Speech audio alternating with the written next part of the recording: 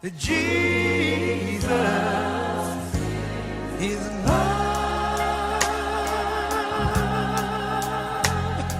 Olá, eu sou a Lucinda, este é o canal Buscando Luz. Converti-me em 1989, quase com 17 anos, e um dos versículos que foi marcante em mim foi Colossenses 3,14, onde fala de que o amor é o vínculo da perfeição. Amar é maturidade. É mais maturidade do que ter muito conhecimento em termos bíblicos, de doutrinários. É mais maturidade de qualquer obra que possamos fazer, mas o amor define realmente a maturidade cristã. Logo quando eu tive o meu primeiro computador, logo no início dos anos 90, o meu primeiro ficheiro, o ficheiro que eu abri e comecei a escrever, foi chamado Pelo Seu Amor os Conhecereis. Esse estudo pretendia ser um estudo de Mateus 7. Eu vou ler algumas partes. Não julgueis para que não sejais julgados, porque com o juízo com que julgais sereis julgados, e com a medida com que medis vos medirão a vós, e porque vês o argueiro no olho do teu irmão, e não reparas na trave do que está no teu olho, ou como dirás a teu irmão, deixa-me tirar o argueiro do teu olho, quando tens a trave no teu. Hipócrita, tira primeiro a trave do teu olho, então verás bem para tirar o argueiro do olho do teu irmão. E assim começa este capítulo 7. Não podemos isolar o capítulo 7 do Sermão da Monte, porque este capítulo 7 é o último capítulo dos 3 capítulos do Sermão do Monte, Mateus 5, 6 e 7. Mas foi este capítulo que eu estudei naquela altura e sobre o qual eu escrevi e meditei durante muito tempo.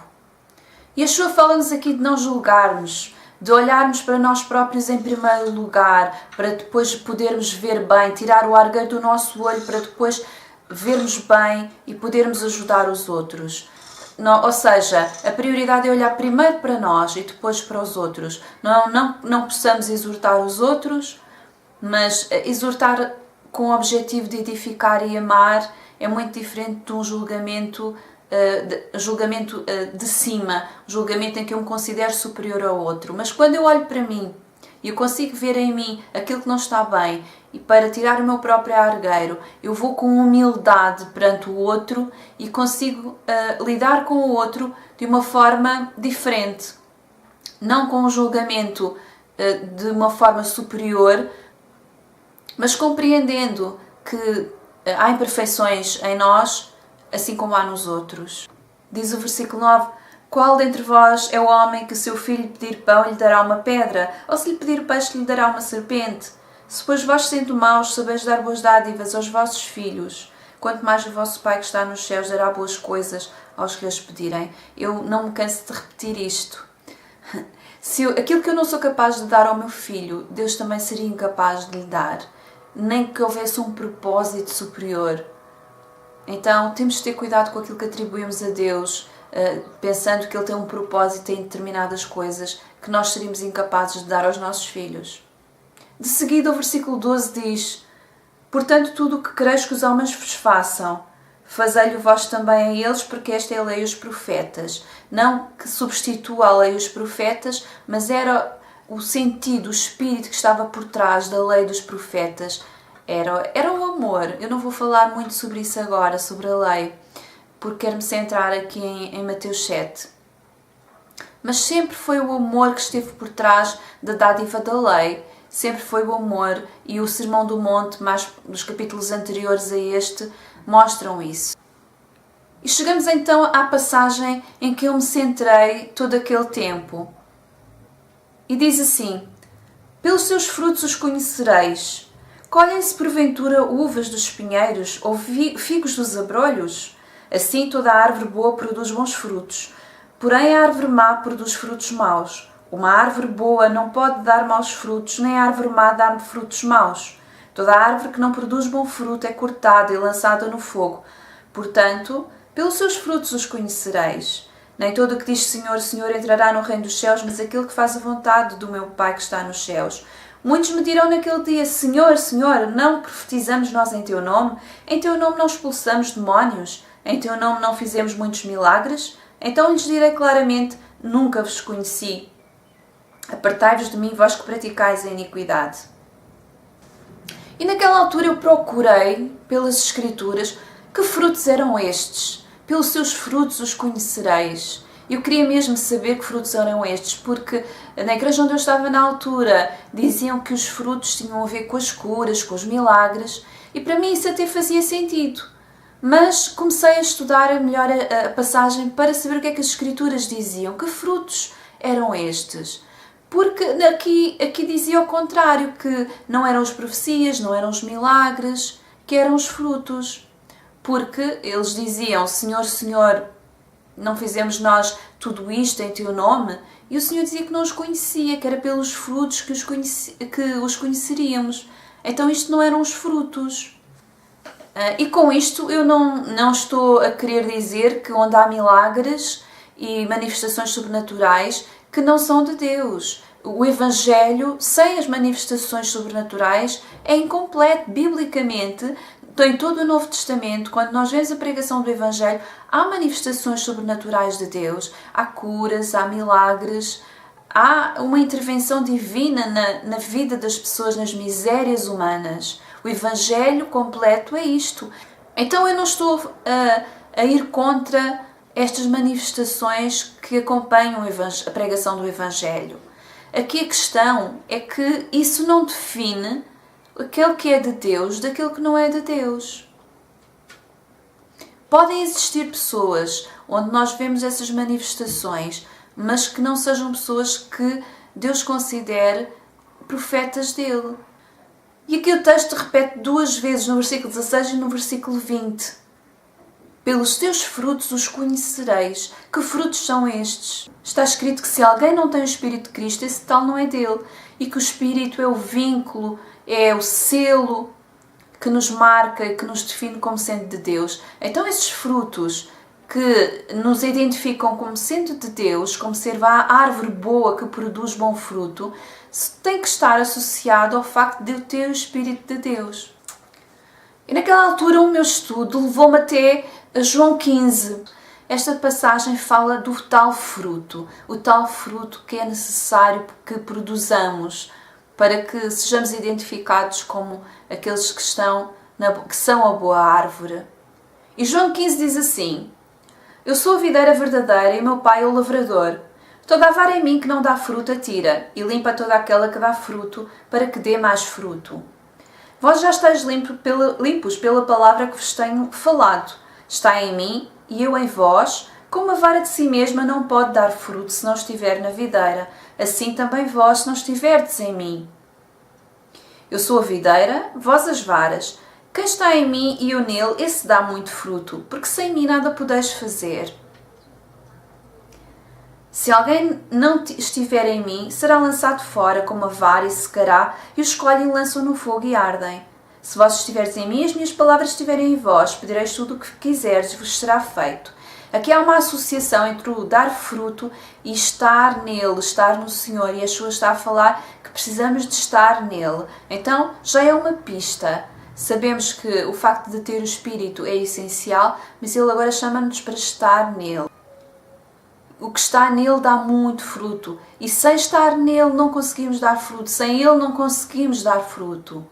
E a passagem continua. Nisto é glorificado o meu Pai, que deis muito fruto, e assim sereis meus discípulos. Como o Pai me amou, também eu vos amei a vós. Permanecei no meu amor. Se guardares os meus mandamentos, permanecereis no meu amor.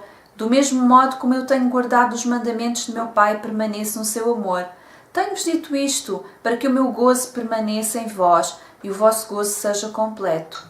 O meu mandamento é este, que vos ameis uns aos outros, assim como eu vos amei.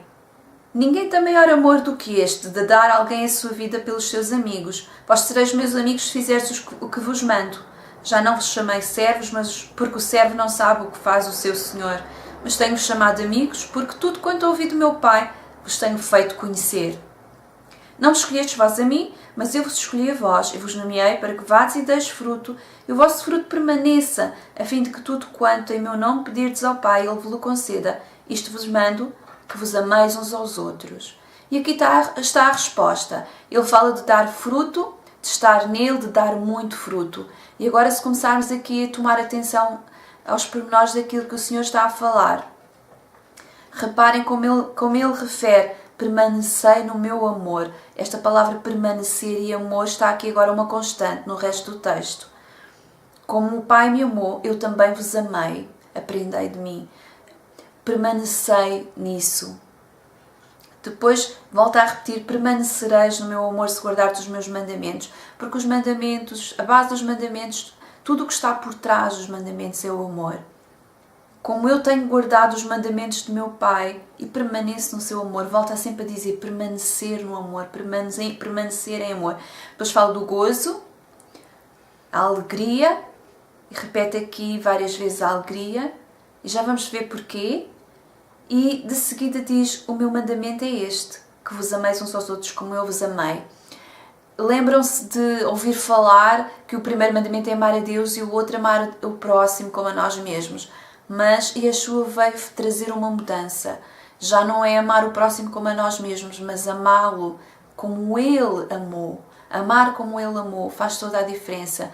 E nós temos o exemplo dele para sabermos como amar. Já não é como eu quero que me amem a mim. E na minha perspectiva subjetiva. É eu olhar para Ele e ver como Ele ama. E então eu sei como devo amar. E só um à parte, aqui na parte final, quando diz: não me escolhestes vós a mim, mas eu vos escolhi a vós, eu vos nomeei para que vais e deis fruto e o vosso fruto permaneça. Aqui não está a falar em salvação, que Ele nos escolheu para a salvação. Não vos escolheste vós a mim e eu vos escolhi a vós. Os calvinistas distorcem aqui este versículo. Não é de salvação que está a falar. Está a falar da nossa vida cristã e no que o Senhor nos chamou para que nós sejamos representantes dele aqui na Terra. Ele quer que nós aprendamos a ser discípulos e cresçamos neste amor. Por vezes não é de um dia para o outro que nós aprendemos esta maturidade do amor. É mais fácil para mim hoje amar do que quando eu me converti. Quando eu me converti eu vinha toda machucada. Eu não sabia o que era ser amada, como é que eu conseguia amar. Mas o Espírito de Deus, Ele entrou em mim e Ele mostrou-me como era ser amada. Então eu comecei a conseguir amar os outros. Comecei a ver os outros de uma forma diferente. Está escrito em Romanos 5,5 que o Espírito de Deus é Ele que derrama o amor dentro de nós. O amor de Deus está derramado nos nossos corações pelo Espírito Santo que nos foi dado. É só pelo Espírito. Por isso é que Yeshua disse que precisamos dele. Sem ele não somos capazes, porque é o Espírito. Mas temos que ser capazes de crescer neste amor. E foi assim que eu cheguei a Gálatas, onde fala do fruto do Espírito. E há quem diga que o fruto é só um, todos os outros derivam do primeiro, que é o amor. E Gálatas 5 fala das obras da carne, que na realidade são os frutos de onde não está Deus. Mas o fruto do Espírito é o amor, gozo, paz, longanimidade, benignidade, bondade, fidelidade, mansidão, domínio próprio. Isto são os frutos pelos quais é reconhecida a boa árvore, porque é isto que emana daquele que tem o Espírito de Deus. E a maturidade cristã está em nós crescermos nisto. Eu sei que muitas pessoas, o objetivo delas não é errado. As pessoas pensam em ganhar pessoas, em que haja manifestações sobrenaturais, em atingirem determinados objetivos, em terem igrejas grandes, em alcançar pessoas. É de Deus. Tudo isso é de Deus. Mas se eu vou atrás disso tudo e eu não tiver o fruto, aquele fruto que está aqui a falar, eu vou destruir tudo. Eu tenho conhecido pessoas assim, que se focam tanto em ter grande sucesso no seu ministério, focam-se tanto em ter sucesso naquilo que elas consideram que é sucesso, que depois perdem as pessoas, enchem o lugar e depois as pessoas vão embora porque não sentem este amor. E onde há muita rotatividade de cristãos, deve-se ter atenção para saber o que é que se está a passar ali. Porque as pessoas que são amadas, elas ficam. Porque é isso que as pessoas procuram. este mundo é mau e está cheio de coisas terríveis e as pessoas só querem ser amadas. Na realidade, querem Deus e querem o amor de Deus. Eu sei que as pessoas também querem ser curadas, as pessoas querem resolver os seus problemas, mas mais que tudo, o ser humano quer ser amado, quer encontrar o Pai, o amor do Pai e depois os irmãos, sentir o amor dos irmãos, que não estão sozinhos, que nas suas dificuldades, nas suas lutas, alguém está para lutar ao seu lado. Quem não conhece 1 Coríntios 13, ainda que eu falasse as línguas dos homens e dos anjos não tivesse amor, seria como um metal que soa, como um sino que retine. Ainda que eu tivesse o dom da profecia, conhecesse todos os mistérios e toda a ciência, ainda que tivesse toda a fé, de maneira tal que transportasse os montes, grande fé, e não tivesse amor, nada seria. Ainda que distribuísse os meus bens para o sustento dos pobres, ainda que entregasse o meu corpo para ser queimado, e não tivesse amor, nada disso me aproveitaria. E depois continua a descrever o que é o amor. E para mim, vou dizer-vos, para mim, na hora de eu escolher um lugar onde congregar, nunca gostei de ficar isolada.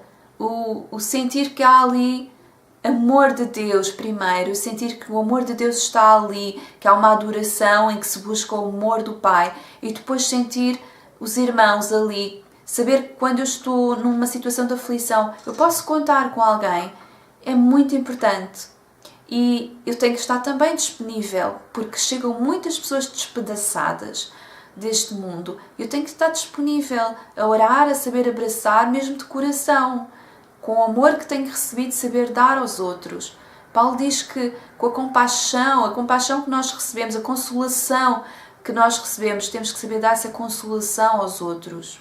Lembro-me quando eu vim para Lisboa estudar, eu tinha 18 anos e bateram à porta daquela casa de uns familiares onde eu morava, duas pessoas, dois homens, eram dos Mormons. Eles bateram à minha porta e conversaram comigo. E foi algo que desde a minha conversão eu senti sempre muita compaixão pelos testemunhas de Jeová, pelos Mormons e todos aqueles que já conheciam Deus, mas de uma forma deturpada. E aqueles Mormons foram bater à minha porta e eu conversei com eles e mostrei aquilo que eu queria e eles também partilharam o que eles entendiam.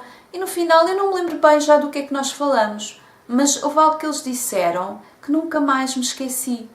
Eles disseram: nós vemos que você tem amor, que você é diferente. E aquilo foi como uma espada que entrou dentro de mim. E eu pensei, e se eu os tivesse tratado mal? E se eu os tivesse mandado embora? Porque estava mal disposta nesse dia. Mas eles disseram, nós vemos que você tem algo diferente porque você tem amor. E aquilo mexeu comigo, até hoje. E o amor toca as pessoas. E muitas vezes eu tenho falado também com os testemunhos de Jeová. O meu marido, quando eles batem à porta, diz, olha os teus amigos. Não são meus amigos, mas às vezes ficam meus amigos. Mas é importante tratar todos com amor. As pessoas precisam de sentir que as amamos, apesar de tudo. Em Lucas é relatado uma parábola do bom samaritano. E passou um sacerdote, passou um levita e depois um samaritano, que nem sequer era do povo de Israel, teve compaixão daquele homem que tinha sido assaltado e maltratado e ferido. E Yeshua nos mostrou como isso é mesmo muito importante, porque nós por vezes estamos tão cheios da nossa religião evangélica ou messiânica ou católica, ou seja qual for, ou não queremos ser, nós não gostamos que nos digam isso, mas estamos. E que esquecemos que o mais importante é mesmo amarmos. E o mais importante não é mostrar ao meu irmão o quão ele está errado doutrinariamente, a não ser que seja um pecado grave e que ele não saiba que está a fazer isso. Devemos exortá-lo e mostrar-lhe pela palavra, e já temos que fazer isso por vezes, mesmo que nos custe. Mas às vezes precisamos de passar um bom tempo a orar, porque a forma como nós falamos é muito importante. Não é só falar, é conseguir falar com o coração de Deus à pessoa. Eu tenho uma amiga com a qual já não estou, infelizmente, há muito tempo, E a última vez que estive com ela, nós estávamos num café e ela apontou para as letrinhas do pacotinho de açúcar do café que ela estava a beber. E ela disse-me: estás a ver estas letrinhas? Olha, quando Deus me mostra coisas sobre as pessoas, às vezes é como se fosse só Deus mostra uma letra ou outra e não a mensagem completa. E eu por vezes tenho falado com as pessoas e às vezes eu creio que Deus queria que eu ficasse calada e não que tivesse falado, porque eu já percebi que às vezes o não falar produziria mais do que o falar. Foi algo assim que ela partilhou comigo. O que ela queria dizer é que por vezes o amor de Deus está em ficar calado, em ficar em oração. E nós vemos muitas vezes pessoas fazerem coisas erradas, mas se nós vamos ter com elas, elas não vão aceitar. Nós ficamos com a nossa consciência aliviada, porque eu fiz o que estava correto e chamei-lhe a atenção e eu repreendi-o e disse-lhe o que era certo, mas se calhar perdemos a pessoa. Porque muitas vezes ficar calado e ficar em oração pela pessoa, vamos deixar que Deus trabalhe, Deus toque, mude o coração da pessoa e a pessoa por ela vai chegar lá. Algumas vezes devemos falar, mas outras vezes não é para falar. E o amor de Deus tem estas coisas práticas. O amor de Deus não é uma coisa teórica. Todos estes versículos que eu estive a ler não é uma coisa teórica, é algo prático. É o amor que Yeshua mostrou quando andou aqui pela terra. É verdade que ele dizia, chamava sepulcros caiados e chamava a atenção, mas a esses a quem chamou de sepulcros caiados foi a quem, quando ele estava pendurado no madeiro, ele disse: Pai, perdoa-lhes porque não sabem o que fazem. Foi aos mesmos. Então eu deixo-vos esta palavra, que nós saibamos crescer em amor, porque este amor é mesmo o vínculo da perfeição, o vínculo da maturidade, que todos nós saibamos mostrar aos outros, aos nossos irmãos, aos que não são irmãos, aos que são irmãos mas são diferentes, e que tenhamos cuidado em sempre que ouvimos alguém dizer algo com o qual não concordamos, com o qual não nos identificamos e achamos até que é um grande erro doutrinário, não ir imediatamente e dizer logo: isto é uma heresia. As pessoas agora dizem qualquer coisa é uma heresia, mas nós temos que entender que nós podemos discordar. Há muitas coisas que nós podemos discordar e é bom, é sinal que nós pensamos e que estudamos a palavra. E se nós não temos opiniões diferentes, quer dizer que estamos a assimilar de uma única pessoa e nos tornamos autómatos e não pensamos. Então, como o Pai enviou a Yeshua a amar-nos, assim Yeshua nos envia hoje a amarmos também. Deus vos abençoe.